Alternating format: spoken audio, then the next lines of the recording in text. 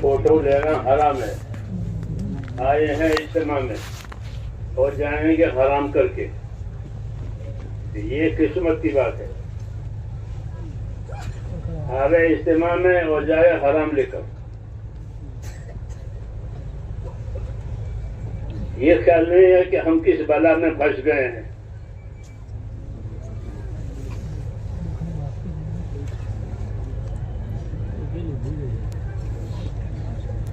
جب اجتماع میں یہ حل ہوگا تو باہر کیا حل ہوگا؟ 100 سال سے تبلیغ ہو رہی ہے، 24 سے 24، ابھی یہ حال ہے. اس کی وجہ یہی ہے کہ اپنی انفرادی زندگی کو بنانے کی فکر ہی نہیں ہوئی ہے.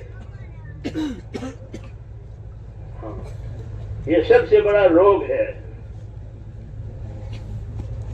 کہ اپنی انفرادی زندگی بنانے کی کوئی فکر نہیں ہے.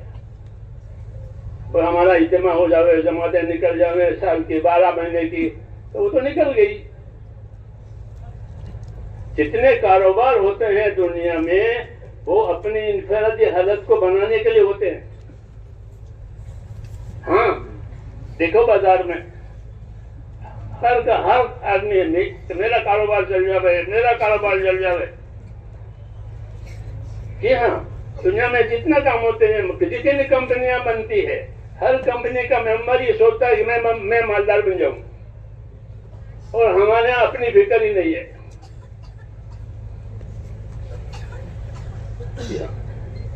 اسی وجہ سے اثر نہیں ہو رہا ہے. ورنہ یہ کام تو اتنا طاقتور ہے کہ حالات بدل جائے. حضور صلی اللہ علیہ وسلم مدینہ تشریف لے گئے تو مدینہ کے حالات بدل گئے. جی ہاں، اس لیے بھائی سوچنے کی بات ہے.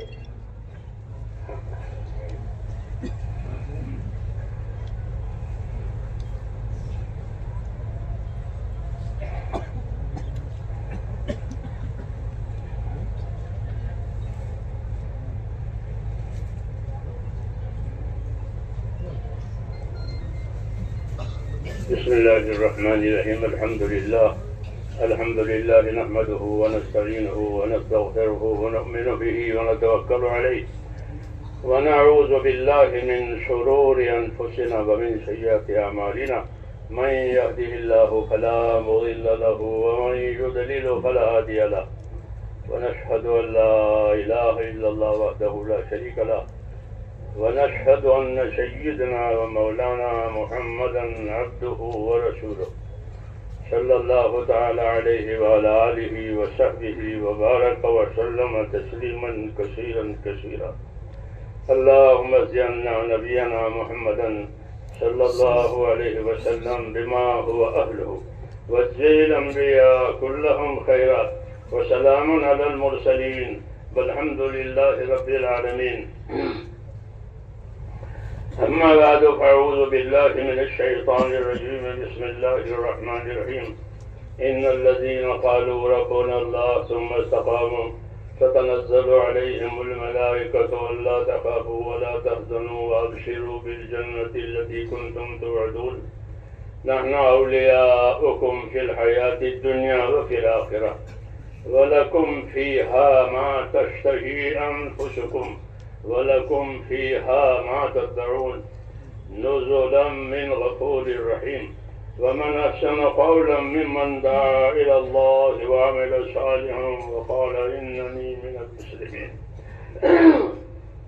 صدق اللہ العظیم. میرے بزرگوں اور پیارے بھائیوں، ایک پیغام ہمارے نام جناب رسول اللہ صلی اللہ علیہ وسلم نے دیا ہے. آپ پیغمبر ہے، اللہ کے پیغام پہنچاتے ہیں، تو ہم کو بھی ایک پیغام دیا ہے. ہاں، اور بھی دیے ہیں. اس موقع کے لحاظ سے ہم کو ایک پیغام دیا ہے. اس پیغام کو جاننا ضروری ہے. ہاں، وہ کیا پیغام ہے ہمارے نام؟ ہمارے نام حضور صلی اللہ علیہ وسلم کا یہ پیغام ہے کہ ان الدنیا خلقت لکم وانکم خلقتم للآخرہ. یہ پیغام ہے، یہ پیغام ہے. اس پیغام میں دو باتیں ہیں، ایک بشارت کی بات ہے، ایک ذمہ داری کی بات ہے.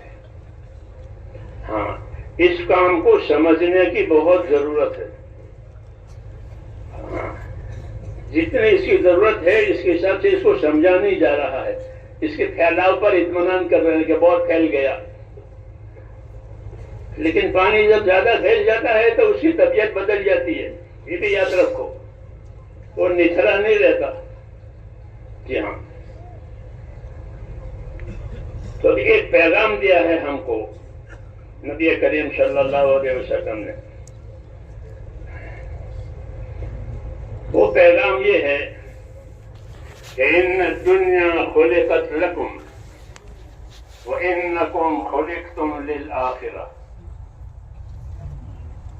کہ اللہ نے دنیا کو تمہارے لیے پیدا کر دیا ہے.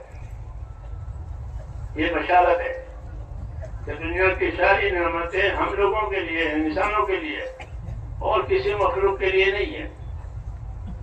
سمندر کے موتی ہوں تو وہ کس کے لیے؟ وہ آپ کے لیے. سمندر کے زمین کی پیداوار ہو، زمین کا سونا چاندی ہو، وہ کس کے لیے؟ کہ وہ آپ کے لیے. تو کہا کہ دنیا کو اللہ نے تمہارے لیے پیدا کیا ہے. یہ تو ہوئی بشارت.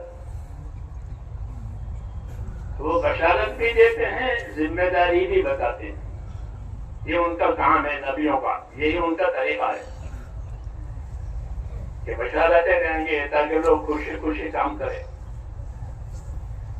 ہاں، پھر کام بھی بتائیں گے کہ یہ کام ہے. یہ بشارت تھی کہ اللہ نے دنیا کی وہ تمہارے لیے پیدا کر دیا ہے. دنیا کی کوئی نعمت آپ کے کام میں آنے سے انکار نہیں کر سکتی. اس پر کبھی غور کیا؟ کوئی نعمت آپ کے کام آنے سے انکار نہیں کرے گی. ہاتھی سے کام لو، ہاتھی سے یاد ہے. جی ہاں، ہاتھی ہے، وہ خطرناک جانور، خبیث جانور ہے، لیکن آپ کے کام آئے گا. جی ہاں، لوگ سانپوں کو پکڑتے ہیں، پالتے ہیں، اسے روزی کماتے ہیں. ہاں، اسے روزی کماتے ہیں سانپوں سے. کیوں کہ انسانوں اور جناتوں کے سوا جتنی مخلوق ہے اس پر اللہ کا ایک حکم ہے اور ہم پر ایک اور حکم ہے. سمجھ نہیں بات؟ تبلیغ کو سمجھنے کی ضرورت ہے. جتنے مخلوق ہم دونوں یعنی انسان اور جن، ان کو چھوڑ کے باقی جتنے مخلوق ہیں ان کو اللہ تعالیٰ نے اپنی اپنی خدمتوں کے لیے پابند کر دیا. وہ دوسرا کام نہیں کر سکتے. اس کو تسخیر کہتے ہیں. تسخیر کہ تمہارے لیے ان کو پابند کر دیا. اب وہ آپ کے کام سے انکار نہیں کرے گا. لوہا ہو، لکڑا ہو، آگ ہو، پانی ہو، جو بھی ہو، جسے بھی چاہو کام لو. اس کو تسخیر کہتے ہیں کہ اللہ نے تمام مخلوق کو تمہارے کام میں لگا دیا ہے، پابند کر دیا ہے. سورج کو، چاند کو بھی پابند کیا ہے. جی ہاں، وہ بھی اپنے وقت پر آئے گا، جائے گا. تو تمام مخلوق کو پابند کیا ہے آپ کی خدمت کے لیے. اور آپ کو حضور صلی اللہ نے فرمایا کہ دنیا تمہارے لیے پیدا کی ہے اور تم کو آخرت کے لیے پیدا کیا ہے. یہ پیغام ہے. تم کو آخرت کے لیے پیدا کیا ہے، یہاں کے لیے نہیں، بلکہ تم کو آخرت کے لیے پیدا کیا ہے. اور روز روز ہر آدمی اپنے آخرت کی طرف جا رہا ہے، روز روز اس کی رفتار ہے آخرت کی طرف۔ لقمان حکیم اپنے بیٹے سے کہتے تھے، بیٹا جب سے تو پیدا ہوا ہے تیری رفتار آخرت کی طرف ہے۔ کیا 10 روز کا ہو گیا، 20 روز کا ہو گیا، سال کا ہو گیا، مطلب کہ سال کی منزل تک پہنچ گیا آخرت میں۔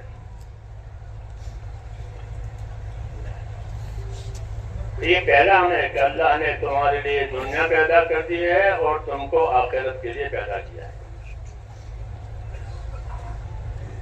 اس لیے سمجھدار آدمی وہ ہے جو آخرت کی فکر کرے، کیونکہ جب پیغام آ گیا کہ تم کو آخرت کے لیے پیدا کیا ہے اور بات بھی پہنچائی کہ تم کو آخرت کے لیے پیدا کیا ہے اور آگے طرف جا بھی رہے ہیں۔ جی ہاں، اس لیے ہمارے ہاں یہ ہے، نبی صلی اللہ علیہ وسلم نے فرمایا باہر سمجھدار آدمی وہ ہے کہ جو اپنے آپ کو پابند کرے اور موت کے بعد کام آنے والا عمل آج کرے۔ الکیس من دان نفسہ وعمل لما بعد الموت، یہ دعوت ہے کہ باہر سمجھدار آدمی وہ ہے جو اپنے اوپر قابو کرے، یعنی موت اپنے اوپر قابو کرے، یعنی اپنے آپ کو اللہ کی ناراضگی سے بچاوے۔ قابو کرنے کا مطلب یہ ہے، ہاں، کیونکہ آدمی کو دونوں رفتار ہے، آدمی کو اللہ کو راضی کرنے کی راہ بھی ہے، اللہ کو ناراض کرنے کی راہ بھی ہے۔ یہ دونوں راہ اس کے لیے کھلی ہوئی ہے، تو ایک راہ پر جائے، دوسری راہ سے بچے۔ جیسے دنیا میں ہوتا ہے کہ اپنے راستے پر جاؤ، دوسرے کے راستے سے بچو۔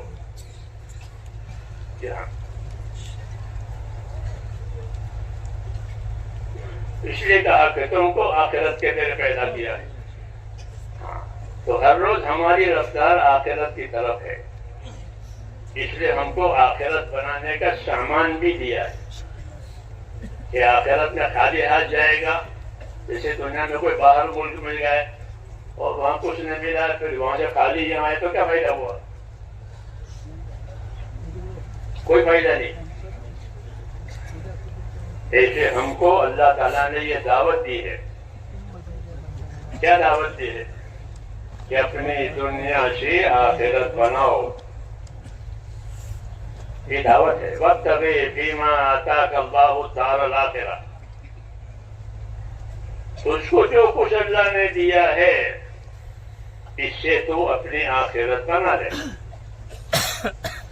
یہ دعوت ہے اللہ کی۔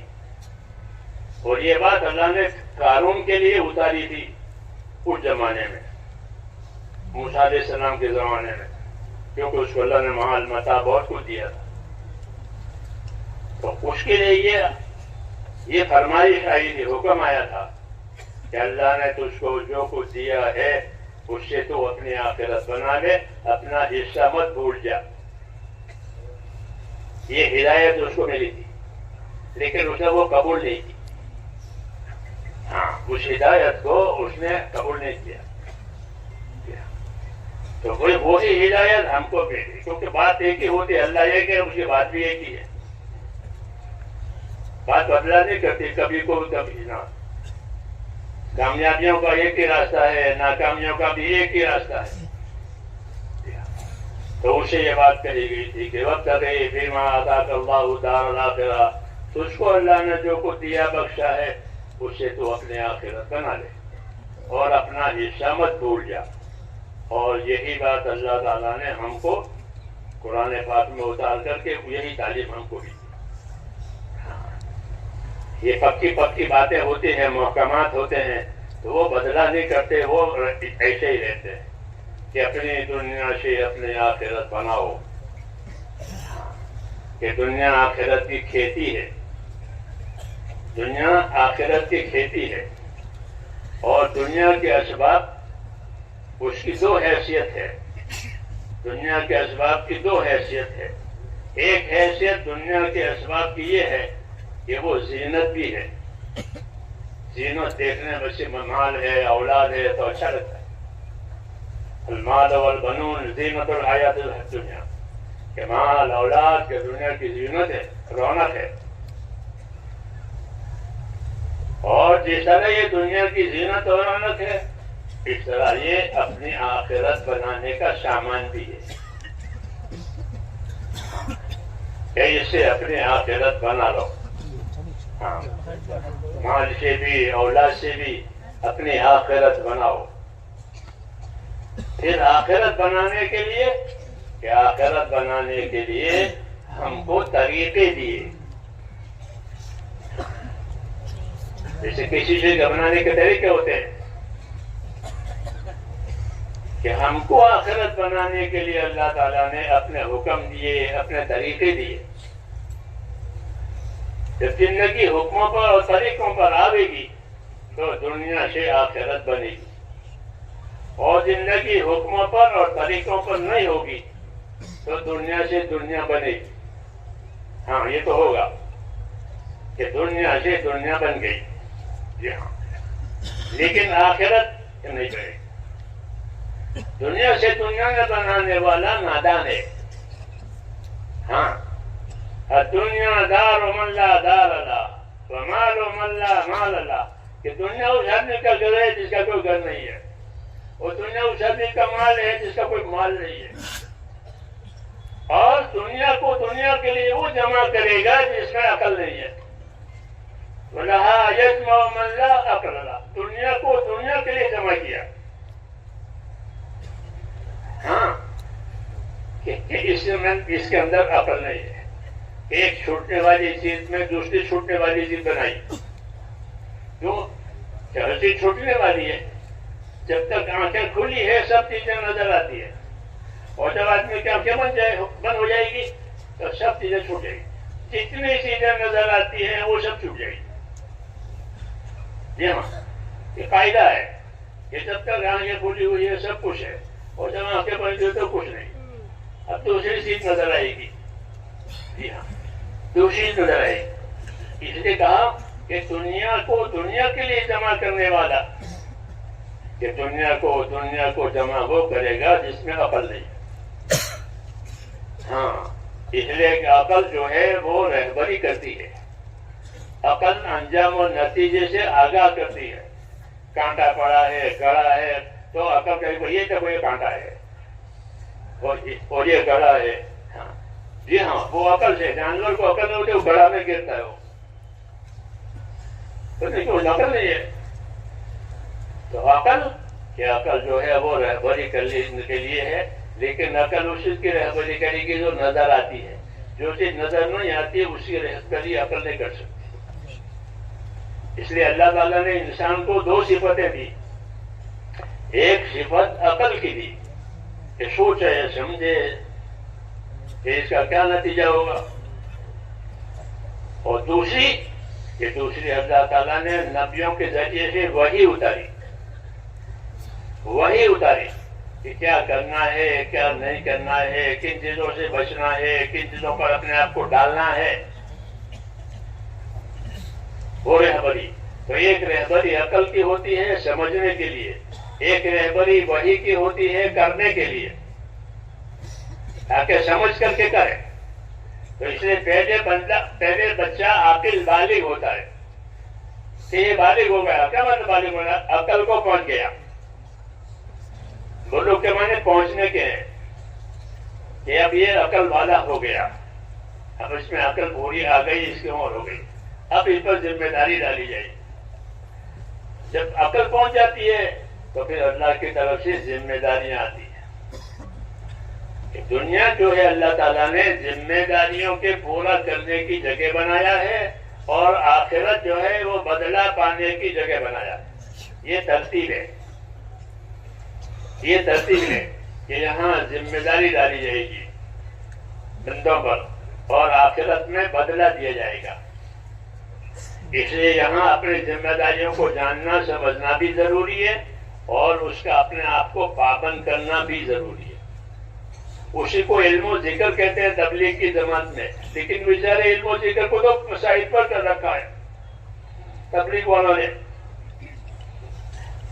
ہاں، علم و ذکر ہی اصل ہے کہ کیا کرنا ہے اور کس طرح کرنا ہے، اس کو علم و ذکر کہتے ہیں.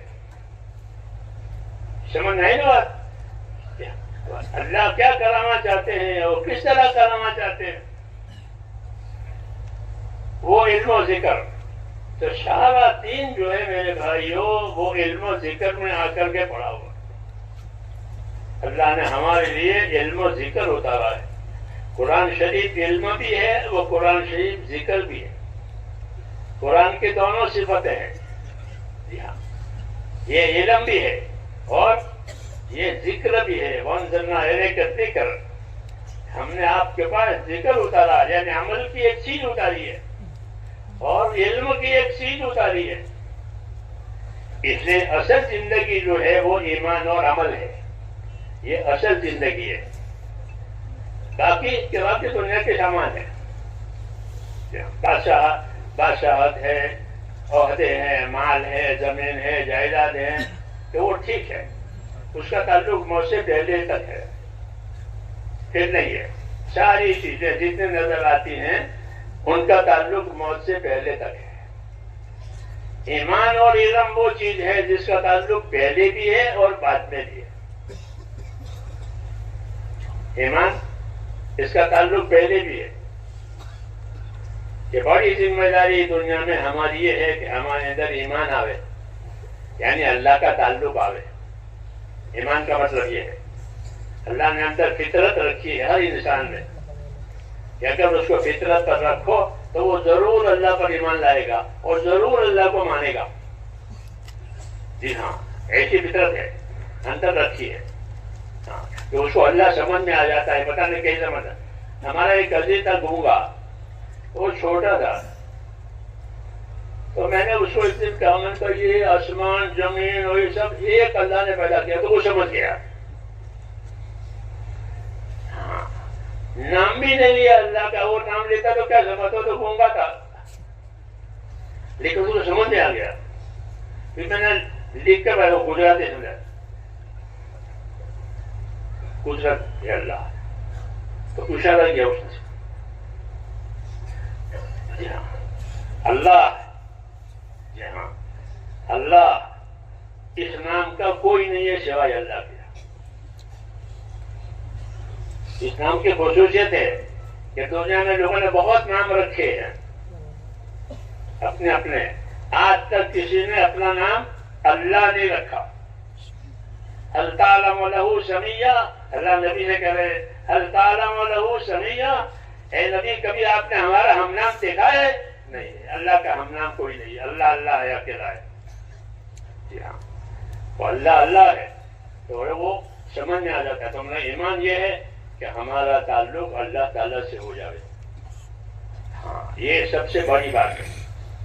ہاں، نجات کے لیے بھی، آخرت کی نجات کے لیے بھی، دنیا کی سلامتی کے لیے بھی، کہ اللہ سے ہمارا تعلق ہو جائے ایمان کا، یعنی ہم اللہ کو ماننے والے ایسے بنے جیسے کہ وہ ہے.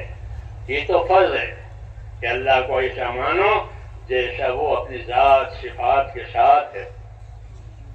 ایک. دوسرا کہ اللہ کو ایسا ماننے کے بعد پھر اس کی اطاعت کرو. یہ نبیوں کی دعوت ہوتی ہے کہ نبیوں کی دعوت یہ ہوتی ہے کہ اللہ کی اطاعت کرو. وما ارسلنا من رسول الا لیطاع باذن اللہ، کہ ہم نے جب کبھی کوئی رسول بھیجا ہے زمین پر تو وہ اسی لیے بھیجا ہے کہ اس رسول کے سمجھانے سے لوگ اللہ کی اطاعت کریں. تو زندگی کی بڑی ذمہ داری میرے دوستو یہ ہے کہ ہماری زندگیوں میں اللہ کی اطاعت اور تابع داری آئے. یہ بڑی بات ہے. ہاں، کیوں؟ اللہ بڑا ہے، اللہ سے بڑا کوئی نہیں ہے. اس کے ہاتھ میں سب کچھ ہے، کسی کے ہاتھ میں کچھ نہیں. جی ہاں، سب فقیر ہیں، سب فقیر ہیں، سب کمزور ہیں. وہ اکیلا غنی ہے اور طاقتور ہے. اس لیے ہم کو دعوت دی ہے اللہ نے اپنی طرف کہ میری طرف آؤ، میری طرف آؤ، میرے پاس سب کچھ ہے اور میں تمہارے ساتھ ایسا معاملہ کروں گا جیسا تمہارا گمان ہوگا. یہ اور آسان کیا کہ جیسا تمہارا گمان ہوگا ایسا میں معاملہ کروں گا. اگر تمہارا گمان یہ ہوگا کہ میری ہر دعا قبول ہوتی ہے تو ہر دعا قبول ہوگی، کیونکہ ہمارا گمان ہے اللہ کے بارے میں. جی ہاں، تمہارا گمان یہ ہے کہ اللہ مجھے برکتیں دے گا تو اللہ برکت دے گا. اس لیے حضور صلی اللہ علیہ وسلم نے تعلیم دی ہے کہ اپنے پروردگار کے ساتھ اچھا گمان رکھو، نا امید مت بنو، نافرمان بھی مت بنو، نا امید بھی مت بنو. جابر بن عبداللہ یہ کہہ رہے تھے رضی اللہ تعالیٰ عنہ کہ آپ کی وفات سے 3 دن پہلے مجھ سے رسول صلی اللہ علیہ وسلم نے فرمایا، جابر تمہاری موت اس حالت میں آوے کہ تمہارا گمان اپنے پروردگار کے ساتھ اچھا ہو، کہ میرا اللہ ہے، میری مدد کرے گا، میری مشکلات آسان کرے گا، میری بیماری دور کرے گا. اپنے پروردگار کے ساتھ اچھا گمان رکھو، یہ تبلیغ ہے. سمجھ میں آئی بات؟ تو جو تبلیغ میں رہے یا تبلیغ میں نہ رہے، مسلمان ہے تو اس کو یہ ضروری ہے کہ وہ اپنے اللہ سے اچھا گمان رکھے کہ میرا اللہ ہے، میرا پروردگار ہے، مجھے پالتا ہے، مجھے نعمتیں دے رہا ہے، اور آئندہ بھی میری مدد کرے گا، اور آئندہ بھی میری حاجتیں پوری کرے گا. یہ بھی ایمان بنانے کی بات ہے کہ اپنے پروردگار سے اچھا گمان رکھو، کہ تمہارے گمان کے مطابق اللہ معاملہ کرے گا. تو اللہ سے لینے کے لیے آسان راستہ ہو گیا کہ اپنا گمان صحیح رکھو، پھر تمہارے ساتھ معاملہ ایسا ہی ہوتا رہے گا. ہاں، اس لیے حضور نے یہ تعلیم دی ہے. اس لیے دین کے کام کرنے والے خاص طور سے اپنے اللہ سے اچھا گمان رکھیں، کیونکہ ان پر حالات آتے ہیں. دین کے کام کرنے والوں پر حالات آتے ہیں، ذمہ داریاں آتی ہیں، تقاضے آتے ہیں. جی ہاں، تو وہ کیا کریں کہ وہ پریشان نہ ہوں، اپنے اللہ سے اچھا گمان رکھے، پھر اللہ اپنے گمان کے مطابق ہم سے معاملہ کرے گا. تو اچھے گمان کا ایک اثر یہ بھی ہوگا کہ کام پر استقامت نصیب ہوگی، کام پر پابندی نصیب ہوگی. اور یہ ضروری ہے کہ جو کام ہاتھ پر لے آدمی اپنے آپ کو اس کا پابند کرے. ایک حکم ہے کہ جو کام ہاتھ پر لو اپنے آپ کو اس کا پابند کرو. نبی کو بھی حکم ہے کہ آپ اپنے کام کے پابند رہیں. آپ کو ایک کام دیا ہے لوگوں کی تبلیغ کا، لوگوں کی دعوت کا، تو آپ اپنے کام کے پابند رہیں. تو وہی ذمہ داری ہم پر بھی آتی ہے. فاستقم کما امرت ومن تاب معک، کہ اے نبی آپ پابند رہیں جن باتوں کا آپ کو حکم دیا جا رہا ہے وحی کے ذریعے سے، اور آپ بھی پابند رہیں، اور جو لوگ آپ کے اوپر ایمان لائے ہیں وہ بھی پابند رہیں. تو پابندی کا حکم نبی پر بھی آیا، پابندی کا حکم ہم پر بھی آیا ہے. تو ایک ذمہ داری دوستو جس طرح اللہ سے اچھا گمان کرنے کی ہے، دوسری ذمہ داری ہماری یہ ہے کہ اپنے آپ کو پابند کریں. اس کا کہ دین کا، کہ دین کس چیز کا نام ہے؟ کہ دین نام ہے ایمان کا اور علم کا. دین کس کا نام ہے؟ ایمان، لا الہ الا اللہ، یہ ایمان ہے. محمد رسول اللہ، لا الہ الا اللہ محمد رسول اللہ، یہ ایمان ہے. جب ایمان آئے گا تو اللہ تعالیٰ اپنی اطاعت کے لیے علم اتارے گا. مجھ پر ایمان لائے ہو تو میری اطاعت کرو. اطاعت کیسے کریں؟ تو اطاعت کے لیے پھر اللہ علم اتارتا ہے. نبیوں پر کتابیں اتاری اللہ نے، حضور صلی اللہ علیہ وسلم نے کتابیں اتاری، اور ہزاروں مرتبہ آپ پر وحی آئی ہے. علاوہ قرآن شریف کے ہزاروں مرتبہ آپ پر وحی آئی. کیوں؟ کہ آپ پر علم اتارا ہے. اس لیے مسلمان کی زندگی میں 2 چیزیں بڑی ہونی چاہیے. ایک اس کا ایمان اور اللہ سے تعلق پکا ہو، دوسرا اس کے پاس علم ہو کہ وہ دین سیکھے. علم ہونے کا مطلب یہ ہے کہ وہ اپنا دین سیکھے، کیونکہ دین علم و عمل کا نام ہے. اس لیے میرے بھائیوں اس دعوت کے ذریعے سے یہ چاہا گیا تھا کہ مسلمان چلتے پھرتے اپنے کاروبار میں رہتے ہوئے دین سیکھے. تو کیسے سیکھے؟ کہ صحبت میں سیکھے، ایک دوسرے کی صحبت میں سیکھے. نقل و حرکت جو ہماری ہے نا، کہ جاننے والے نہ جاننے والے، دیہات والے شہر والے، مالدار غریب، یہ سب مل کے پھرے. تو پھرنا مقصود نہیں تھا، بلکہ کیا مقصود تھا؟ کہ وہ ایک دوسرے سے دین سیکھیں، زیادہ جاننے والوں سے کم جاننے والے سیکھیں۔ ہاں، یہ صحابہ والا طریقہ تھا کہ ان کے کتابیں نہیں تھی، چھاپخانے نہیں تھے، قلم کاغذ کا رواج زیادہ نہیں تھا، پھر دین کیسے آیا؟ لوگوں کی زندگی میں دین کیسے آیا؟ کہ ان کی زندگی میں دین اس طرح صحبت اور تعامل سے آیا ہے، ایک دوسرے سے عمل سے دین سکھائے۔ وہی طریقہ ہے ہمارا کہ اللہ کے راستے میں نکل کر ہمارا علم و عمل دونوں بڑھے، یہ اصل دعوت ہے۔ وقت لگے نہیں، وقت تو ہر کام میں لگتا ہے، یہ تو کوئی بڑی چیز نہیں ہے، دکان والا بھی وقت لگاتا ہے، تو وہ وقت نہیں گنتا کہ میں نے 4 مہینے لگائے 8 مہینے لگائے، یہ 4 مہینے گنتے ہیں، اور یہ نہیں کہ 4 مہینوں میں کیا علم آیا کیا کمایا، وہ نہیں گنتے، وہ مال گنتا ہے، دن نہیں گنا دکان والا گنتا ہے کہ میں 4 مہینے سے دکان میں بیٹھا ہوں، کیا کمایا، سال بھر میں کیا نفع ہوا۔ ایسے ہی میرے دوستو ہماری نقل و حرکت، کہ ہماری نقل و حرکت ایسی ہے کہ ایک طرف سے لینا دوسری طرف دینا، جیسے چکی ہوتی ہے نا، کوئی لیتی بھی ہے دیتی بھی ہے، کہ دین لو دین دو، دین لو دین لو، اپنے سے زیادہ جاننے والوں سے دین لو اور اپنے سے کم جاننے والوں کو دین لو۔ اگر وہ لینے دینے کے لیے تیار نہیں ہے تو کہ ان کو فضائل بتاؤ۔ بعض مرتبہ طبیعت ایسی ہوتی ہے، سست ہوتی ہے یا ضدی ہوتی ہے، تو لینے دینے کو تیار نہیں ہے، تو ان کو کیا کرنے کہ ان کو فضائل بتاؤ کہ دیکھو تم فلاں عمل کرو گے تو اللہ تمہیں یہ دے گا، فلاں عمل کرو گے تمہاری فلاں مصیبت دور ہو جائے گی۔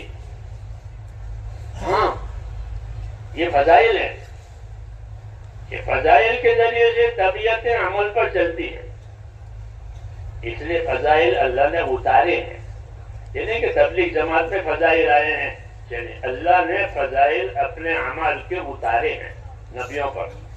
حضور صلی اللہ علیہ وسلم فضائل بتاتے تھے کہ شب قدر کے یہ فضائل ہے، شب برات کے یہ فضائل ہے، جمعہ کے یہ فضائل ہے، کسی کی مدد کرنے کے یہ فضائل ہے، کسی کی پریشانی دور کرنے کے یہ فضائل ہے۔ جی ہاں، حلال کھانے کے یہ فضائل ہیں، سنت پر عمل کرنے کے یہ فضائل ہیں، کہ فضائل کے علم سے اندر رغبت پیدا ہوتی ہے۔ ہاں، اس لیے دعوت کا تعلق جو ہے وہ فضائل کے علم سے۔ اب اس کا رواج ہی ختم ہو گیا، حرکت رہ گئی، تو حرکت خالی چکی پھرے، نہ آٹا نہ دانا۔ ہاں، ایک طرف دانا ہوتا ہے ایک طرف آٹا ہوتا ہے اور چکی چل رہی ہے، یہ ہمارا حال اصلی۔ ایک طرف فضائل ہوں گے ایک طرف فضائل پر عمل ہوگا، تو جو 5 نماز نہیں پڑھتا تھا وہ فضائل چھوڑ کر 5 نماز بھی پڑھے گا، عشاء بھی پڑھے گا، چاش بھی پڑھے گا، تہجد بھی پڑھے گا۔ ہاں، تو یہ آئی کہاں سے یہ بات کہ یہ فضائل سے آئی۔ میرے ایک دوست ہے تبلیغ میں، بہت پرانے ہیں، تو ایک مرتبہ میں نے حدیث بیان کی، میں نے کہا جناب رسول اللہ صلی اللہ علیہ وسلم یہ فرمایا، یہ دعا دی ہے، کس کو دعا دی ہے کہ جو عصر سے پہلے 4 رکعت نماز سنت پڑھے اس کو رسول صلی اللہ علیہ وسلم نے دعا دی ہے۔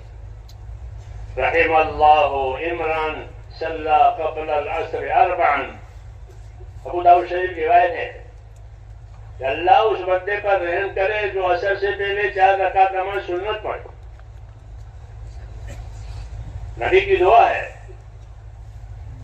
تو انہوں نے پکڑ لی۔ مجھے کہا جب سے تو نے بتائی ہے، مجھے معلوم وہ بیٹھے بیٹھے سب آپ حضرت بیٹھے ہیں، تو کہا جب سے تو نے بتائی تھی وہ میں نے پکڑ لی ہے، اب مجھے اثر کی میری 4 سنتیں جاتی نہیں۔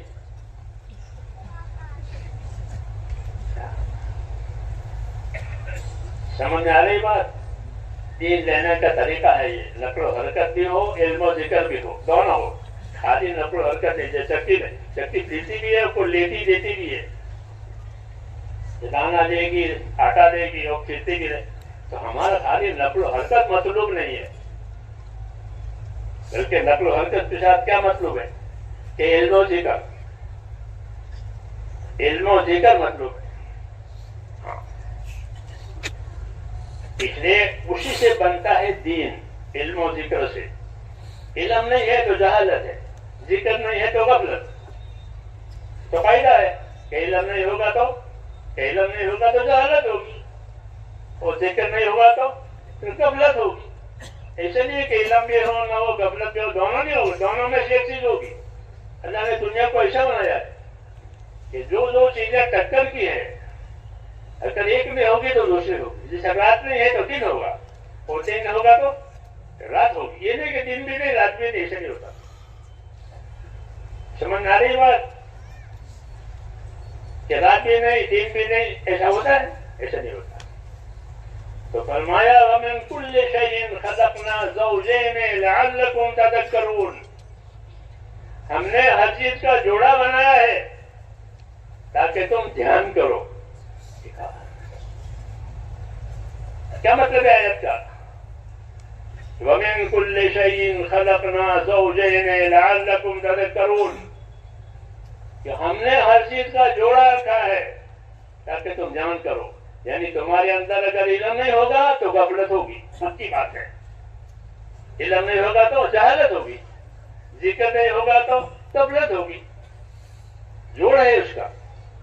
ایمانداری نہیں ہے تو بے ایمانی ہوگی.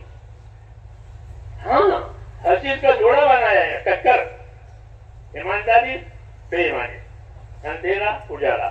تو ہم نے ہر چیز کا جوڑا بنایا ہے. یہ نہیں ہوگا کہ دونوں سے خالی ہوں گے کہ ایمانداری بھی نہیں ہے بے ایمانی بھی نہیں، کیسا نہیں ہوگا. دونوں میں سے ایک بات ضرور ہوگی، یا آدمی سچا ہوگا یا جھوٹا ہوگا. لیکن ایسا بھی ہے جھوٹا بھی نہیں، کہ ایسا نہیں ہوتا. یہ کہا ہے، اس لیے کہا لعلکم تذکرون، سوچنا کہ تم کس بات میں ہو. اگر غفلت میں، اگر ذکر میں نہیں ہوں گے تو غفلت میں ہوں گے، علم میں نہیں ہوں گے تو جہالت میں ہوں گے. ایسا نہیں کہ دونوں ہی نہ ہو، ایسا نہیں ہوگا. وَمِن كُلِّ شَيْءٍ خَلَقْنَا زَوْجَيْنِ لَعَلَّكُمْ تَذَكَّرُونَ. جیسے آدمی غریب نہیں ہوگا تو مالدار ہوگا، مالدار نہیں ہوگا تو غریب ہوگا. اس لیے کہ مالداری بھی نہیں ہے، غریبی بھی نہیں، ایسا نہیں ہوگا. یہ کیوں سمجھایا؟ تاکہ دیکھیں کہ میں کس صفت پر ہوں. جو صفت اللہ چاہتے ہیں اس پر ہوں، یا جو صفت اللہ نہیں چاہتے ہیں میں اس پر ہوں. کہ وَمِن كُلِّ شَيْءٍ خَلَقْنَا زَوْجَيْنِ لَعَلَّكُمْ تَذَكَّرُونَ. ہم نے ہر چیز کا جوڑا بنایا ہے، ٹکر کا. اس لیے میرے دوستوں دیکھنا ہے کہ ہماری زندگی کہاں جا رہی ہے. کہ دعوت اور تبلیغ جو ہے میرے بھائیوں، وہ تو زندگی کی ذمہ داریوں کے سمجھنے کا نام ہے کہ ہماری زندگی کی کیا ذمہ داری ہے. دو چیزیں ہوتی ہیں، ایک زندگی کی ضرورتیں، ایک زندگی کی ذمہ داریاں. ضرورتوں کا تو سب کو فکر ہے، گھر ہو جاوے، یہاں کمائی ہو جاوے، بچوں کی شادی ہو جاوے، تو یہ ضرورت ہے، اسے انکار نہیں ہے. ضرورت ہے، زندگی اللہ نے پیدا کی ہے. جی ہاں، جب تک زندہ ہے ضرورت ہے. لیکن جس طرح زندگی کی ضرورتیں ہیں میرے بھائیوں، ایسے زندگی کی ذمہ داریاں بھی ہیں. وہ ہے اصل، وہ ہے اصل. ہاں، دین آئے گا تو دین زندگی کی ذمہ داریاں سمجھائے گا کہ تمہاری یہ ذمہ داری ہے کہ اللہ پر تمہارا ایمان ہو، اللہ سے تمہارا تعلق ہو، ایسا تعلق کہ وہ تعلق تم کو اللہ کی اطاعت کی طرف لے جاوے، اللہ کے نافرمانی سے بچاوے. ایسا تعلق اللہ سے پیدا کرو کہ وہ تعلق تمہیں نافرمانی سے بچا کر اللہ کی اطاعت پر لے جاوے. جی ہاں، اس لیے وہ محنت کرائی گئی ہے حکموں والی کہ جس سے زندگی میں اللہ کے حکم آوے. یہ حکموں والی محنت، ایک چیزوں والی محنت وہ بازاروں میں ہوتی ہے. بازاروں میں چیزوں والی محنت ہوتی ہے، کارخانوں میں چیزیں آتی ہے، اس کو لیتے ہیں، خریدتے ہیں. تو بازار میں چیزوں والی محنت ہے، مسجدوں میں حکموں والی محنت ہے. مسجدوں میں بلا کے حکموں والی محنت کر کے کیا حکم ہے، حکم پورا کرنے کا کیا طریقہ ہے، پھر اللہ نے جو حکم دیا ہے اس پر ہم کو کیا ملے گا. ہاں، ان سب چیزوں کا نام ہے تبلیغ. کہ میں نے فجر کی نماز پڑھی تو مجھے فجر کی نماز پڑھنے پر کیا ملے گا؟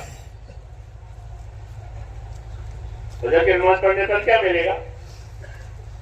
ہاں، اس کو فضیلت کہتے ہیں. اب ہم نے فجر کی نماز تو پڑھی ہے، یہ نہیں مجھے کیا ملے گا پتہ نہیں ہے. تو مزدور نے مزدوری کی ہوگی، کیا ملے گا پتہ نہیں ہے. ایسا ہو گیا ہے کہ مزدور نے مزدوری کی ہوگی، کیا ملے گا پتہ نہیں. ایسا کوئی مزدور نہیں ہے، ایسا کوئی نوکر نہیں ہے، ایسا کوئی سرونٹ نہیں ہے دنیا میں کہ مجھے کیا ملے گا پتہ نہیں. ہاں، اللہ کے معاملے میں سب ایسے ہیں کہ فجر کی نماز پڑھی ہے تو کیا ملے گا بولو، تو نہیں معلوم ہے. نہیں معلوم ہے فجر کی فضیلت. من صلی صلاۃ الصبح فہو فی ذمۃ اللہ، حدیث شریف ہے کہ من صلی صلاۃ الصبح، مثال کے لیے اوپر کہہ رہا ہوں کہ من صلی صلاۃ الصبح فہو فی ذمۃ اللہ، کہ جس نے فجر کی نماز پڑھ لی اللہ اس کی حفاظت کا ضامن ہو گیا. یہ ضامن ہو جاتے ہیں نا. ہاں، کہ جس نے فجر کی نماز پڑھ لی تو اللہ اس کی حفاظت کا ضامن ہو گیا. اب وہ اللہ کی حفاظت میں آ گیا. اب اس کو کوئی ستاوے گا کوئی تو اللہ اس سے سوال کریں گے کہ اس کا میں ضامن تھا، تم نے ہمارے آدمی کو کیوں پریشان کیا؟ یہ میری ضمانت میں تھا. یہ فجر کی نماز کی فضیلت بطور مثال کے میں نے کہی کہ من صلی صلاۃ الصبح فہو فی ذمۃ اللہ، کہ جس نے فجر پڑھ لی وہ تو اللہ کی حفاظت میں آ گیا. کتنی بڑی بات ہے کہ وہ اللہ کی حفاظت میں ہے. حادثوں سے، مصیبتوں سے، ایکسیڈنٹوں سے وہ اللہ کی حفاظت میں آ گیا ہے. اللہ کی حفاظت کی ضرورت ہے نہیں ہے.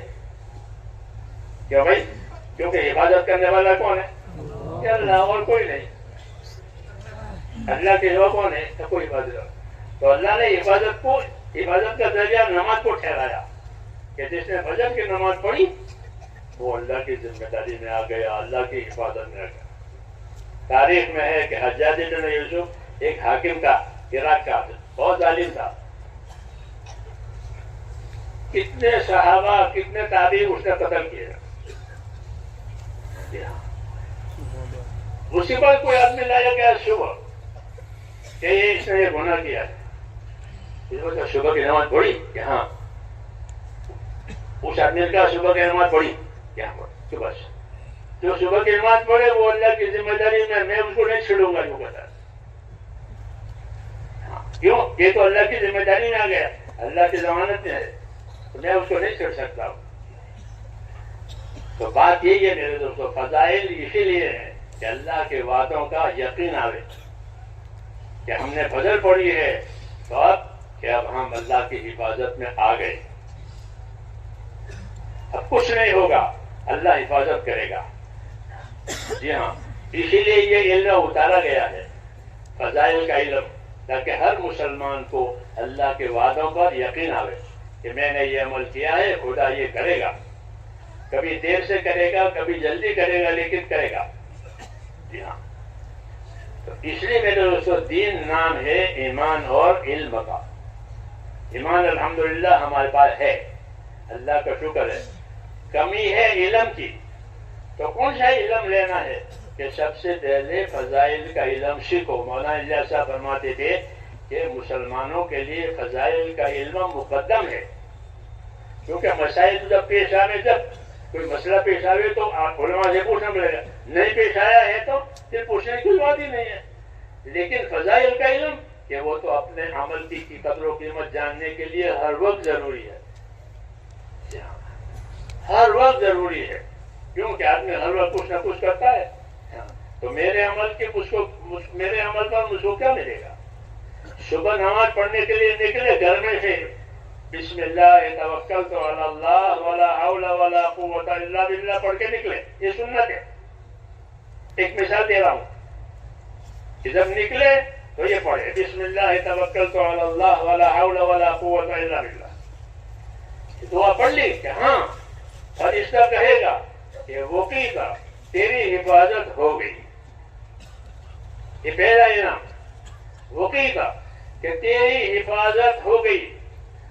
اور حفظت، اور تیری حفاظت بھی ہو گئی، تیری تو وہ بشارت دے گا کہ تیری حفاظت ہو گئی، اور تو جس مقصد کے لیے جا رہا ہے اس مقصد میں کامیابی ہو گئی۔ جانتا ہے کسی کام کے لیے جاتا ہے گھر سے، تو اس دعا کی برکت سے اس کا کام بھی ہوگا، اس کی حفاظت بھی ہوگی۔ جی ہاں، کیوں کہ یہ دعائیں پڑھی ہیں۔ یہ دعائیں میرے دوستو ہماری کامیابی کا سامان ہے، یہ خالی کلمات نہیں ہے۔ دائی اس کو کہتے ہیں جو جس کو ہر وقت کی دعا یاد ہو، اسے دائی کہ ہر وقت کی دعا اس کو یاد ہے، وہ ہر وقت کی دعا سے اپنے اللہ سے مانگ لے گا اور دوسروں کو دعوت بھی دے گا، کیونکہ دائی ہے۔ تو دائی میں دونوں صفت ہوتی ہے، دوسروں کو دعوت دینے کی بھی ہوتی ہے اور اپنا مقصد اللہ سے حل کرنے والا بھی ہوتا ہے، اس کو دائی کہتے ہیں۔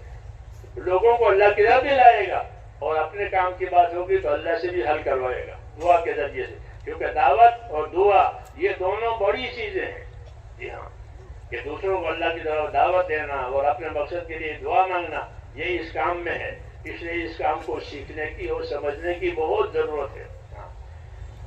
اس لیے میرے بھائیوں اس کام کو اپنے اندر اتارنا ہے، ایک تو فضائل کے ذریعے سے کہ فضائل ہمیں معلوم ہو۔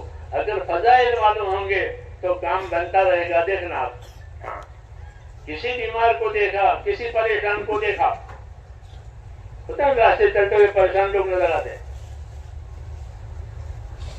ٹانگ نہیں ہے، آنکھ نہیں ہے، لگڑا ہے، تو اس کو دیکھ کر دعا پڑی، الحمدللہ، کہ اللہ کا شکر ہے کہ تو جس بلا میں تو مبتلا ہے اس بلا میں مبتلا میں دعا ہے، الحمدللہ عافانی میں مبتلا کبھی، کہ اللہ کا شکر ہے کہ مجھے اس بلا میں اللہ نے مبتلا نہیں کیا ہے جس پہ تو ہے، کہ یہ دعا پڑی ہے تو یہ آدمی دعا پڑھنے والا اس مصیبت میں نہیں پڑے گا، گارنٹی۔ ہاں، کہ تم نے کسی کو مصیبت زدہ دیکھا اور یہ دعا پڑی تو تم کو یہ مصیبت نہیں ملے گی۔ یہ دعائیں ہیں، یہ حدیث میں ہے کہ دعا مومن کا ہتھیار ہے۔ تو ہتھیار کا مطلب ہے یوں کہ ان چیزوں سے بچنے کے لیے یہ چیزیں دی ہے۔ علم و ذکر کا یہی مطلب ہے۔ ہماری تبلیغ میں جو علم و ذکر وہ یہ ہے کہ دعوت بھی سیکھو، دعائیں بھی سیکھو، حکم بھی سیکھو، طریقہ بھی سیکھو۔ یہ چار چیزیں ہیں کہ دعوت سیکھو، دین کی دعوت دو دوسروں کو، کہ کیسے، کہ اکرام کے ساتھ، دعوت اکرام کے ساتھ، جی ہاں، عبادت اخلاص کے ساتھ، جی ہاں، عبادت اخلاص کے ساتھ، دعوت اکرام کے ساتھ، کہ دعوت اکرام کے ساتھ دو تو وہ دعوت قبول کرے گا، اور اللہ کی عبادت کرو تو اخلاص کے ساتھ کرو، کہ اخلاص کی وجہ سے وہ عبادت قبول ہو جائے گی۔ تو اس لیے میرے بھائیوں یہ محنت جو ہے ہماری، یہ ہم کو بنانے کی محنت ہے کہ ہمارے اندر ایمان آوے، ہمارے اندر اخلاص آوے، جو کام کریں اللہ کے لیے کریں، آخرت بنانے کے لیے کریں، کہ اس سے میری آخرت بن جائے گی۔ ہاں، ابو ہریرہ رضی اللہ تعالیٰ عنہ لوگوں سے کبھی کبھی کچھ باتیں سکھانے کے لیے پوچھتے تھے، جیسے بچوں کو سکھانے کے لیے پوچھتے، تو سکھانے کے لیے پوچھتے تھے۔ ایک دن پوچھا لوگوں سے کہ ایسا آدمی بتاؤ کہ جس نے ایک نماز بھی نہیں پڑھی وہ جنت میں گیا، یہ پوچھا۔ ایسا آدمی بتاؤ ایک نماز نہیں پڑھی اور جنت میں چلا گیا، کیا پھر نماز نہیں پڑھے جنت میں کیوں جاؤ گے؟ تو اسے بتانا تھا، تو لوگوں کو نہیں معلوم، وہ کیا بتانا یہ نماز نہ پڑھے اور جنت میں جاوے۔ ہاں، تو ابو ہریرہ رضی اللہ تعالیٰ عنہ نے قبیلہ بنو اشہل کے ایک آدمی کا نام لیا اور نام لے کر کہا کہ وہ فلانا ہے، وہ بغیر نماز پڑھے جنت میں گیا۔ تو وہ کیسے گیا؟ کہ جب وہ صبح اٹھا تو مسلمان نہیں تھا، وہ اس نے کیا سب سونا پڑا ہوا ہے خاندان، وہ اسے بھائی لوگ کہاں گئے، چچا کے بیٹے بھی نظر آ رہے، سب لوگ کہاں، کہ وہ تو احد کے میدان میں اللہ کے نبی کے ساتھ ہیں، احد کا میدان چل رہا تھا۔ اچھا، تو وہ اٹھا ہے، اس نے کلمہ پڑھا کہ میں بھی جاؤں گا بھائیوں کے پاس، وہ کلمہ پڑھ کے گیا، وہاں شہید ہو گیا، اسے نماز کا موقع ہی نہیں ملا۔ جی ہاں، تو اب ہم کہیے وہ ہے کہ نماز بھی نہیں پڑھی اور جنت میں گیا، اللہ کی دین ہے۔ جی ہاں، دین میں خیر کمانے کے راستے بہت ہیں، دین میں خیر کمانے کے راستے بہت، اس لیے فضائل سنائے جاتے ہیں کہ فضائل کے ذریعے سے ہماری زندگیوں میں خیر آوے۔ ہاں، کرنے کے کام کے، جو کام کرنے کے ہیں اس کے فضائل ہے، جو کام چھوڑنے کے ہیں اس کے بھی فضائل ہے کہ بھئی یہ چیز چھوڑو گے تو تم کو یہ ملے گا۔ اس لیے میرے زندگی کو بنانے کے لیے دعوت میں چلنا اور فضائل سے واقف ہونا ضروری ہے۔ اپنی دعوت میں چلو، حرکت میں رہو۔ رسول صلی اللہ علیہ وسلم نے امت کو حرکت دی ہے، یہ نہیں کہ کھاؤ بیو اللہ اللہ کرو، ایسا نہیں کہا، بلکہ آپ نے امت کو حرکت دی ہے۔ کس بات کے لیے؟ کہ ہدایت حاصل کرنے کے لیے حرکت دی ہے، کہ امت اپنی ہدایت حاصل کرنے کے لیے حرکت کرے، اور حرکت میں یہ چیزیں اپنے اندر سیکھے۔ اللہ نے ایمان دیا ہے تو ایمان کے بعد اعمال کا درجہ ہے، عبادت کا درجہ ہے، ان اعمال اور عبادت کے فضائل یاد کریں کہ مجھے اس پر یہ دیں گے اللہ، مجھے اس پر یہ دیں گے، پھر وہ چھوٹے گا نہیں۔ کیوں؟ کہ اس کا نتیجہ معلوم ہے کہ مجھ کو یہ ملے گا۔ آج اس کے نتیجے نہ معلوم ہونے کی وجہ سے وہ چھوٹ جاتی ہے، کبھی کرے کبھی نہ کرے۔ ایسے ہی چھوٹ جانے کا کیا عذاب ہے وہ نہیں معلوم ہے۔ اگر چھوٹ جانے کا عذاب معلوم ہو جائے کہ چھوٹ جانے پر ہی عذاب ہوگا تو وہ بھی نہ چھوٹے گا۔ اس لیے دین پر آنے کے لیے میرے دوستو ایک تو نقل و حرکت اور ایک فضائل کا علم۔ ہاں، یہ صحابہ کرام میں عام تھا، ہر آدمی حرکت کرنے والا صحابہ میں، اور ہر آدمی فضائل سے واقف۔ ہاں، ہماری طرح سے نہیں، ہر آدمی فضائل سے واقف، اور مسائل تو اپنے اپنے ضرورت کے لحاظ سے واقف ہوتے تھے۔ جو مالدار ہوتا تھا وہ زکوٰۃ کے مسائل پوچھتا تھا، حج کے مسائل پوچھتا تھا، وہ مالدار ہے، اور جو مالدار نہیں ہے تو اس پر حد مسائل ہے ہی نہیں۔ لیکن رہا فضائل، کہ فضائل تو ہر مسلمان کو اپنی آخرت بنانے کے لیے جانے ہو، تاکہ وہ اپنے عمل کی فضیلت جانے، اپنے عمل کا درجہ جانے اور اس کے مطابق اس کو عمل میں لاوے۔ اس لیے فضائل کا علم اللہ نے اتارا ہے اس وجہ سے کہ امت کی زندگی عملی بنے۔ ہاں، امت کی زندگی عملی بنے کہ ایک لا الہ الا اللہ کتنا قیمتی ہے، ایک سبحان اللہ کتنا قیمتی ہے۔ ہاں، ایک سبحان اللہ اور پہاڑ کے برابر۔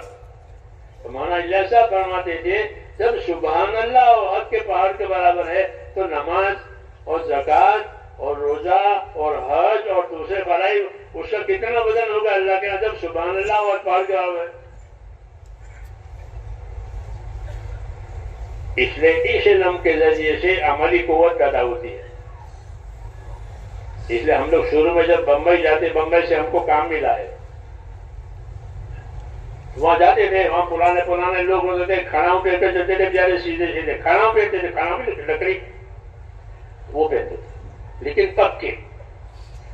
تو ہم کو سمجھاتے تھے کہ فضائل سے فائدہ اٹھاؤ۔ پھر فضائل سے کیسے فائدہ اٹھانا؟ کہ فضائل سے فائدہ اٹھانے کا طریقہ یہ ہے، ایک تو فضائل کی کتابیں جیسے پڑھتے ہو، حلقوں میں پڑھو، مسجدوں میں پڑھو، گھروں میں پڑھو، سفروں میں پڑھتے ہیں، یہ جاری ہے۔ تو ایک دوسرا اکیلے بھی پڑھو، جیسے موبائل کی بلا اکیلے اوڑھ کے بھی بول دیتے۔ ہاں، یہ بلا، جی ہاں، بلا اس لیے کہہ رہا ہوں کہ وہ جب آدمی سونے کے لیے جاتا ہے تو فرشتہ بھی جاتا ہے اور شیطان بھی جاتا ہے، حدیثوں میں ہے۔ تو فرشتہ تو سونے والے کو ذکر پر لگاتا ہے، پھر تسبیح فاطمہ پڑھ لے، آیت الکرسی پڑھ لے، اور پھر تو یہ سونا ہے کچھ، اور جو شیطان آتا ہے وہ یہ دکھاتا ہے۔ حدیثوں میں کہ دونوں چلتے ہیں سونے والے کی طرف۔ تو ہم کو تھا فضائل، فضائل کا استعمال اسے کرو، اکیلے بھی پڑھو تاکہ تم کو یاد ہو جائے۔ پھر جب کسی کو دعوت دینے کے لیے جاؤ تو فضائل سنا کے دعوت دو، اور فضائلیات نہیں ہوں گے تو یہ ضرورت کی باتیں کر اپنے ذہن سے. ہاں آج کل یہ ہوا ہے اپنے ذہن سے باتیں کرتے ہیں.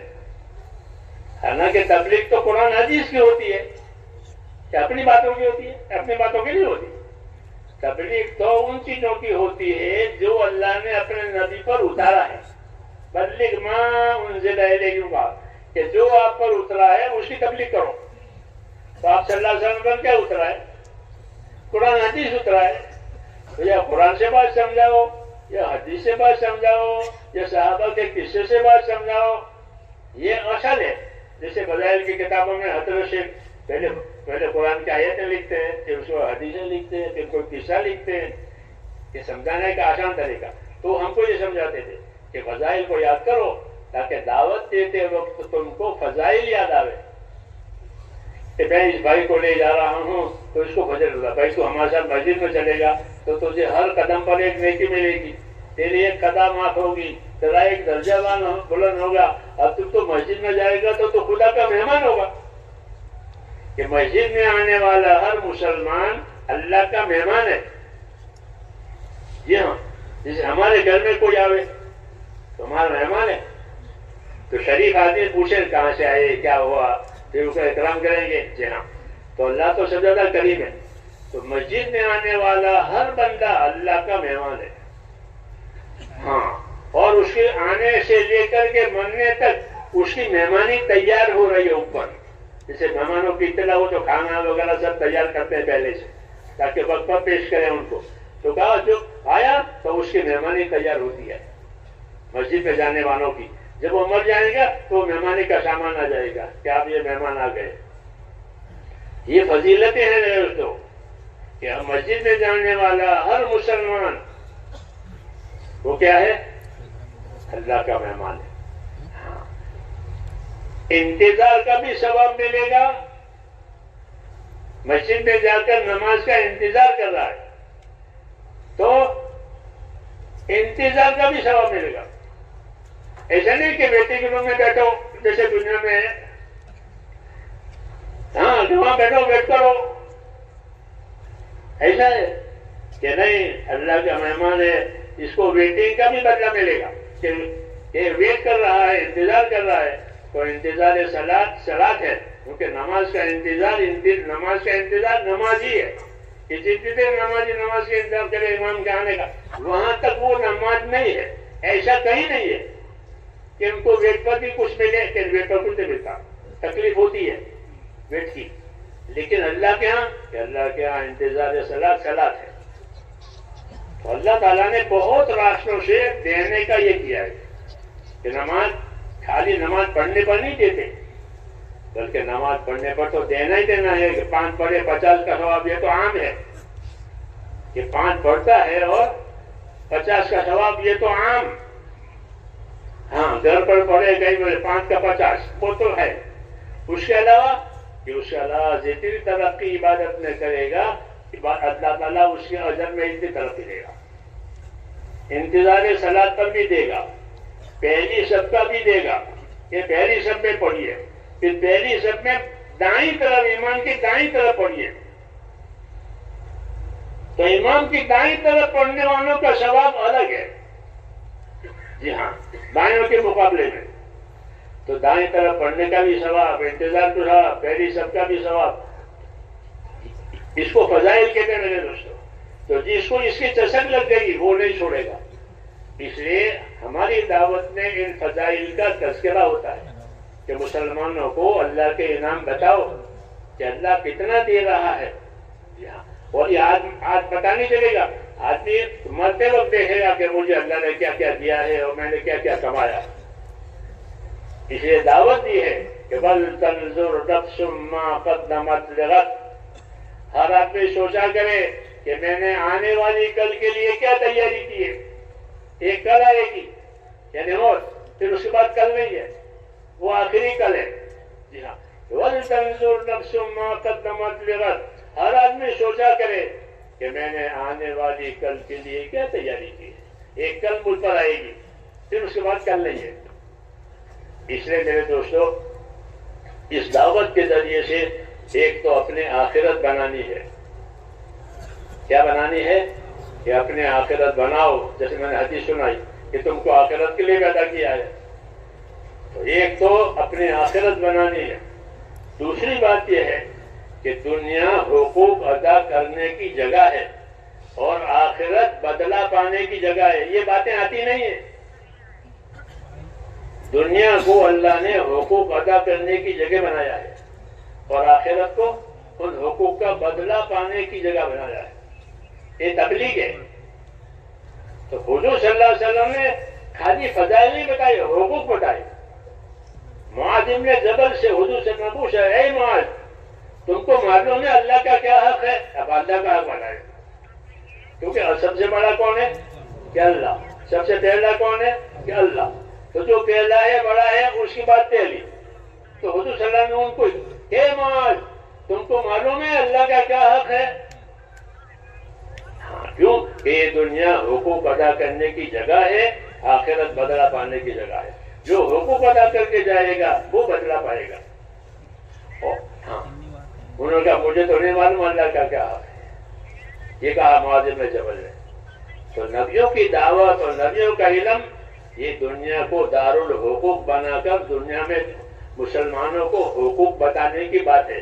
اللہ کا کیا حق ہے، رسول کا کیا حق ہے، ماں باپ کا کیا حق ہے. جتنے تعلقات ہیں اتنے حقوق ہیں. آپ نے بکری پالی ہے تو کہ بکری کا بھی حق ہے. حدیثوں میں کہ گونگے جانوروں کے بارے میں اللہ سے ڈرو. وہ اپنی بھوک پیاس نہیں بتاتے، وہ تمہارا کام کرتے ہیں کہ گونگے جانوروں کے بارے میں اللہ سے ڈرو. کیا مطلب ہے کہ ان کا حق ہے. تو دنیا میرے بھائیوں دارالحقوق ہے. یہاں حقوق ادا کیے جائیں گے، آخرت میں اس کا بدلہ ملے گا. حقوق پامال کیے ہیں پھر بدلہ نہیں، سزا ہے. یہ تبلیغ ہے. ہاں تو سب سے پہلا حق کس کا ہے کہ اللہ کا. کیوں کہ اللہ پہلا ہے. تو آپ نے معاذ سے پوچھا، معاذ اللہ کا حق جانتے ہو کہ اللہ کا حق یہ ہے کہ اسی کی عبادت کی جائے گی، اس کے ساتھ کسی کو شریک نہیں کیا جائے گا. وحدہ لا شریک لہ. تو اللہ کا حق یہ ہے کہ اس کی عبادت کی جائے. اس لیے دعوت و تبلیغ حقوق کے جاننے کا نام ہے. اللہ کا حق یہ ہے کہ اسی کی عبادت کی جائے. ہاں رسول کا حق یہ ہے کہ رسول پر ایمان لایا جاوے، رسول کو سچا رسول مانا جاوے، ان کی سنتوں کی پیروی کی جائے، ان کی سنتوں کو سکھا جاوے اور ان کی سنتوں کو پھیلایا جاوے. یہ رسول کا حق ہے. قرآن کا حق ہے.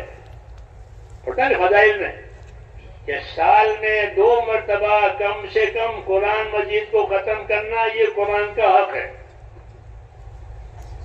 یہ میں حقوق کی مثال دے رہا ہوں کہ سال میں 2 مرتبہ بھی قرآن ختم نہیں ہوتا کہ اس نے قرآن کے حق کو پامال کیا ہے. ہاں کہ سال میں کم سے کم 2 مرتبہ ہر 6 مہینے میں ایک قرآن شریف ختم کرے، یہ قرآن شریف کا حق ہے. تلاوت میں یہ، باقی تو اس کے سارے حکموں کی ذمہ داری ہے. جتنے حکم قرآن میں ہم اس کے ذمہ دار ہیں.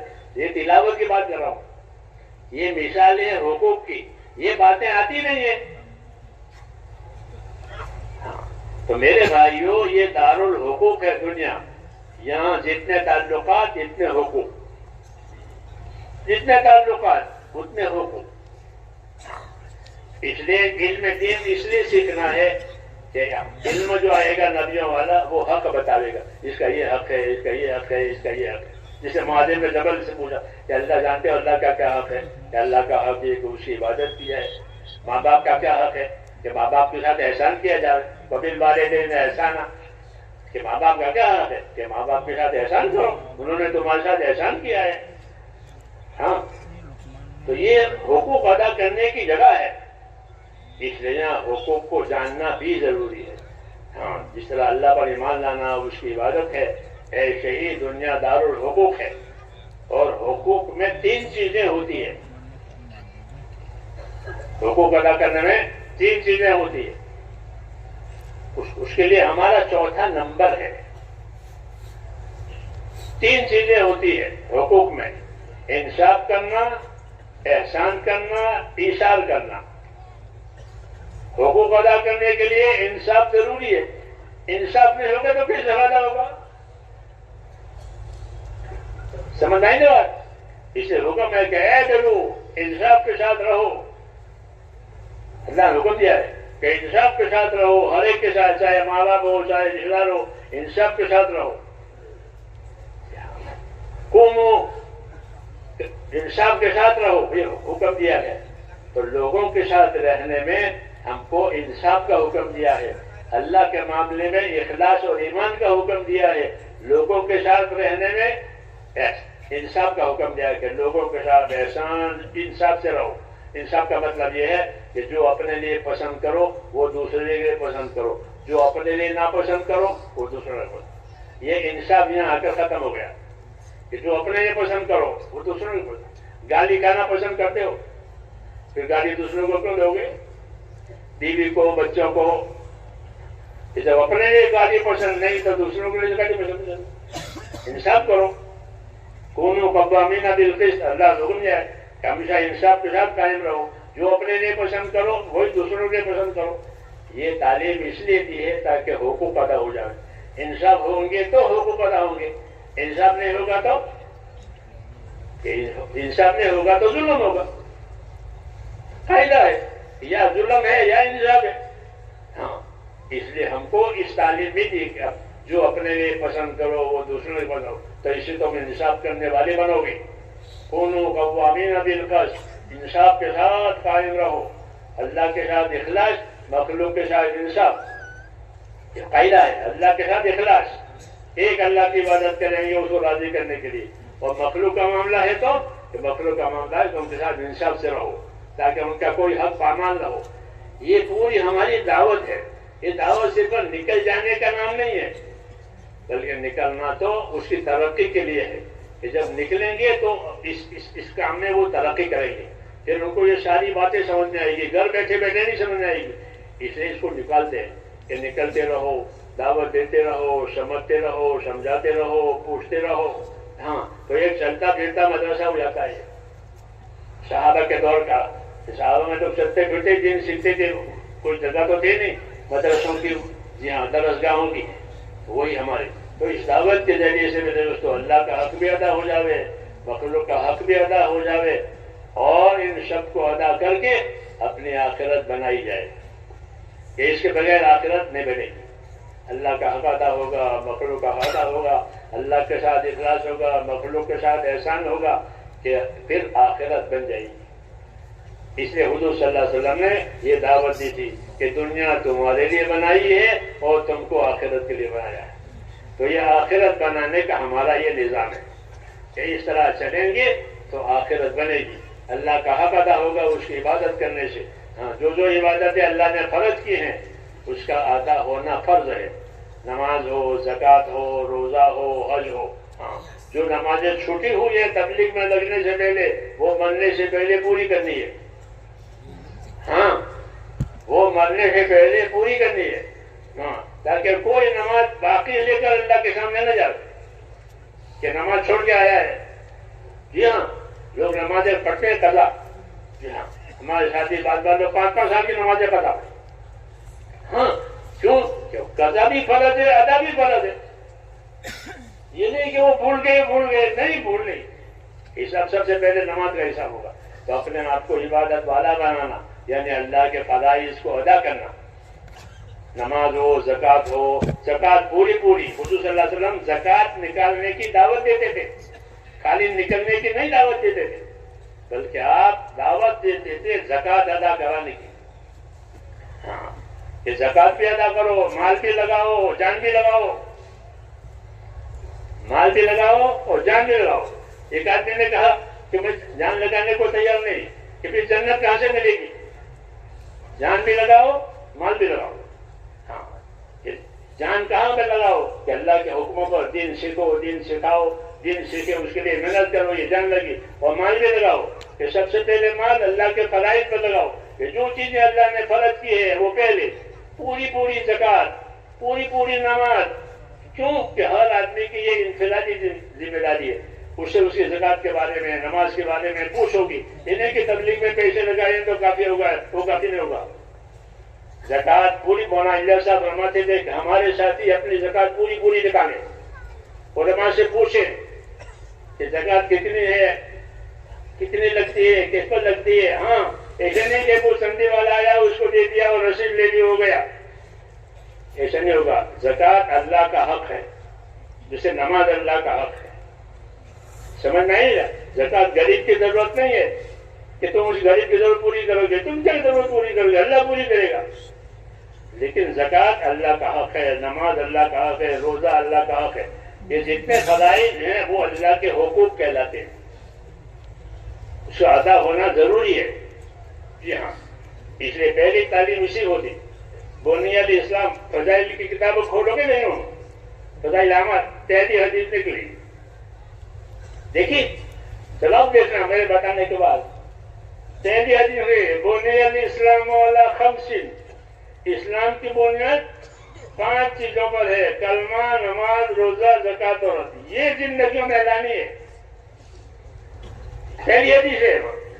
کیوں؟ یہی اسلام ہے, یہی اسلام ہے. چلنا پھرنا نہیں فقط کہ چل پھر کے ان کو لاؤ. ایمان کے علم و ذکر کے ساتھ, نماز کے علم و ذکر کے ساتھ, زکات کے علم و ذکر کے ساتھ. ہاں, تاکہ وہ صحیح ہو جائے. علم و ذکر نہیں ہوگا تو غلط کرے گا. اس لیے میرے بھائیوں یہ دعوت ہے, اس کو سمجھنے کی بہت ضرورت ہے. اللہ کا فضل یہ ہو گیا ہے کہ اب لوگوں کا رجوع اس کام کی طرف ہوا اور لوگ آ رہے ہیں. وحشت ختم ہو گئی, رغبت ہو گئی, شوق ہو گیا. اب جو اصلی چیز ہے وہ ان کے سامنے آنی چاہیے. سمجھنا ہی نا کیا اب فقط چیزوں پر گزارا کرنا کافی نہیں ہے. چیزوں پر بھی گزارا کریں گے اور جو 5 فرائض اللہ کے ہیں اسلام, وہ زندگیوں میں آئے. کلمہ والا یقین اور نماز اور زکات اور روزہ, اور کوئی چیز باقی نہ رہے. مرے اس حال میں کہ میرے اوپر ایک روزہ بھی باقی نہیں ہے, ایک نماز بھی باقی نہیں ہے.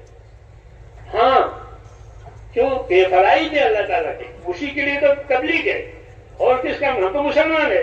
ہم تو کوئی مسلمان تھوڑا بنانا ہے لوگوں کو, ہم تو پہلے سے مسلمان ہیں. پھر تبلیغ کس چیز کے؟ یہ 5 ارکان کی,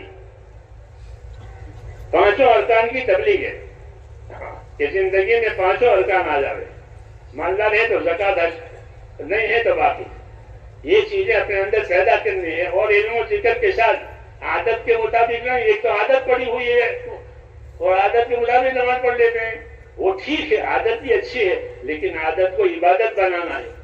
عادت عبادت بنے گی علم و ذکر سے, کہ جو کام آپ کا ہے آپ کو اس کا علم ہو, اس کا طریقہ معلوم ہو, تو پھر وہ عادت عبادت بنے گی. ہاں, تو عادتوں کو عبادتیں بنانی ہے, اور عادت عبادت بنتی ہے علم و ذکر سے, کہ جو کام کر رہے ہو اس کا علم بھی ہو, اس کا طریقہ بھی ہو. پھر جوتا پہننے کی عادت تو ہے کہ وہ سیدھے پاؤں سے پہنتے ہیں, یہ اچھی عادت ہے, لیکن اس کا دھیان کہ سیدھے پاؤں سے جوتا پہننا سنت, الٹے پاؤں سے اتارنا سنت. تو اب سنت ادا ہو گئی, عادت بھی ہو گئی, عبادت بھی ہو گئی. تو ذکر اس لیے کرایا جاتا ہے کہ اللہ کو یاد کرو, ذکر کرو, تاکہ ہر عمل کے وقت میں اس کا تقاضا یاد آئے. وہ ذاکر نہیں ہوگا تو غافل ہوگا. اس لیے علم بھی ہے, ذکر بھی ہے. یہ 6 کے 6 نمبر زندگیوں میں آوے, یہ اصل تبلیغ ہے. کہ کرنے والا یقین, پھر نمازوں کا دھیان, پھر دوسرے کے ساتھ انصاف احسان کا معاملہ لوگوں کے ساتھ. جی ہاں, کہ لوگوں کے ساتھ انصاف احسان کا معاملہ, اور اپنے ہر کام کو علم و ذکر کے ساتھ کرنا, اور یہ سب اللہ کے لیے کرنا, اور کوئی غلط نہیں. اخلص دینک یکفیک العمل القلیل, حدیث شریف میں کہ اپنے دل میں اخلاص پیدا کر لو, تھوڑا عمل بھی کافی ہو جائے گا. تھوڑا عمل بھی کافی ہو جائے گا. اخلاص پیدا کرو, اللہ کے لیے کرو. اللہ کے لیے کیا ہے تو بہت ہو گیا, لوگوں کے لیے کیا ہے تو کچھ نہیں ہوا. تو اس نے کہا کہ اخلص دینک یکفیک العمل القلیل, اپنے دل میں اپنے عمل میں اخلاص پیدا کرو, تھوڑا عمل بھی کافی ہو جائے گا. تھوڑا سونا بھی بہت ہو جاتا ہے. سونا تھوڑا ہے کہ بہت ہے, کہ وہ تھوڑا ہی بہت ہوتا ہے. ایسے میرے ایک دو لوگ, اخلاص والا عمل مسلمان کا ایک سبحان اللہ بہت پہاڑ سے بڑا ہے. اللہ کا نام لیا ہے, اللہ کی پاکی بیان کی ہے, ایک سبحان اللہ کہ وہ بہت پہاڑ سے بڑا ہے. یہ بشارتیں ہیں کہ اخلاص کی وجہ سے آدمی کا عمل اللہ کے ہاں قبول ہو جاتا ہے. اس لیے دعائیں مانگیے, اللہم طہر قلبی من النفاق وعملی من الریا ولسانی من الکذب وعینی من الخیانہ. اے اللہ میرے دل کو نفاق سے پاک کر, کہ اوپر کچھ اندر کچھ کو نفاق کہتے ہیں کہ یہ نہ رہے, اور میرے عمل میں ریاکاری نہ آئے کہ میں کوئی عمل لوگوں کے دکھانے کے لیے اپنی عزت آبرو بڑھانے کے لیے نہ کروں, اللہ کو راضی کرنے کے لیے کروں. یہ دعائیں اس نے سکھائی ہے. جی ہاں, تو وہ دعائیں بھی یاد ہونی چاہیے, اور دعاؤں کے تقاضوں کے مطابق میرے بھائیوں ہمارا عمل بھی ہونا چاہیے, اخلاص والا, ہاں ریا والا نہ ہو, پھر پابندی اور استقامت ہو, تو اس سے زندگی بنے گی. تو ہم کو زندگی گزارنے کے لیے نہیں کہا ہے, وہ تو گزرے گی, رات دن رات گزر رہی. ہم کو زندگی بنانے کا حکم دیا ہے کہ اپنی زندگی بناؤ, تو وہ بنے گی دین سے. زندگی بنے گی دین سے, کہ زندگی کی برائیاں نکل جائے گی اور زندگی کی خیر و برکت اندر آئے گی. مشکل ہی اللہ نے ہمیں دین دیا ہے, اور دین اتنا ملے گا جتنے دین کی محنت کی ہے. لیس للانسان الا ما سعى, آدمی کو اتنا حصہ ملے گا جتنے یہ محنت کرے گا. تو جتنے ہماری محنت اتنا ہمارا حصہ. اگر محنت نہیں ہے تو پھر حصہ نہیں ملے گا, نام کے مسلمان رہیں گے. جی ہاں, دین کے تقاضے نہیں پورے ہوں گے تو حالات نہیں بدلیں گے. جب دین کے تقاضے پورے ہو جاتے ہیں تو حالات بدل جاتے ہیں, برکتیں آتی ہے, بلائیں دور ہو جاتی ہے, محبتیں پیدا ہوتی ہے, دشمنیاں ختم ہو جاتی ہے, حالات بدل جاتے ہیں. جیسے مدینے والوں کے حالات بدل گئے, وہ دشمن تھے ایک دوسرے کے, وہ دشمنیاں ختم ہو گئی, پریشانیاں ختم ہو گئی. بیماری تھی مدینے میں, وہ بیماری بھی چلی گئی. تو اس کام سے حالات بن جاتے ہیں. ہاں, اس کی تاثیر ہے کہ جب یہ کام صحیح ہوگا اللہ حالات بدل دیں گے. ہمارے حالات ہمارے پیسوں سے نہیں ہوں گے, ہاں, بلکہ ہمارے حالات ہمارے اخلاص سے, ہمارے عمل سے, ہماری قربانیوں سے ہمارے حالات بدلیں گے. یہ وعدے ہیں اللہ کے. اس لیے میرے بھائیوں اس کام کو کرنا ہے اور سمجھ کر کرنا ہے. جو سمجھ کر کرے گا وہ نہیں چھوڑے گا, جو بے سمجھے کرے گا وہ چھوڑ بھی دے گا. ہاں, بے سمجھے کر رہے تھے, وہ بے سمجھے چھوڑ بھی دیا, چھوٹے بچے کی طرح سے. اس لیے اس کام کو سمجھنا ہے. ہاں, جب سمجھیں گے پھر اس کے چھوٹنے کا کوئی سوال ہی نہیں پیدا ہوتا. ہر کاروباری اپنے کاروبار کو سمجھتا ہے, اس لیے وہ کاروبار نہیں چھوڑتا. بیمار ہوتا ہے تو بھی وہاں جاتا ہے. جی ہاں, ایسے ہم اپنے دین کو سمجھیں, سمجھداروں کے ساتھ رہ کر, پوچھ کر, یاد کر, اللہ کے راستے میں وقت لگا کر, اس سے سمجھ پیدا ہوتی ہے. اور سمجھ پیدا ہونے کی وجہ سے ذمہ داریاں سمجھنا آسان ہو جاتی ہے. جتنی سمجھ اتنی ذمہ داری آسان ہوئی. سمجھ نہیں ہوتی تو ذمہ داری بھاری پڑتی ہے, پھر چھوڑ دیتا ہے آدمی. اس لیے اپنی ذمہ داریوں کو سمجھنے کے لیے بھی اس محنت کو کرنا ضروری ہے. اس کے لیے آپ حضرات سے درخواست کی جاتی ہے کہ 4 مہینے اس کام میں لگاؤ, تاکہ زندگیوں میں صحیح معنی میں دین آوے, دین کی فکر آوے, اپنی آخرت بنانے کا رخ پڑے. جی ہاں, 4 مہینے. ہاں, وقت مطلب نہیں ہے, محنت مطلوب ہے. ہاں, لیکن اسے ایک مقدار مقرر کی ہے کہ ایک اچھی طرح ایک وقت لگ جائے تو پھر اس کا ایک چسکا اندر لگ جاتا ہے.